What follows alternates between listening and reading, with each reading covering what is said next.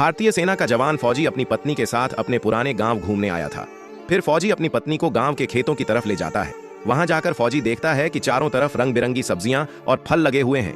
फौजी अपनी पत्नी का हाथ पकड़कर उसे खेत के अंदर ले जाता है। वहां फौजी एक विशाल आम तोड़ता है, एक आम अपनी पत्नी को देता है और यह खुद खाने लगता है। तभी अचानक गांव के कुछ लोग तेजी से भागते हुए फौजी की तरफ आते हैं और चिल्लाकर कहते हैं कि गांव में एक बहुत बड़ा और विशाल टाइगर आ गया है और वह खुलेआम घूम रहा है। यह सुनकर फौजी अपनी पत्नी को गांव वालों के पास सुरक्षित बैठा देता है और खुद गांव के अंदर की ओर दौड़ने लगता है। लेकिन तभी वहीं पर टाइगर आ जाता है।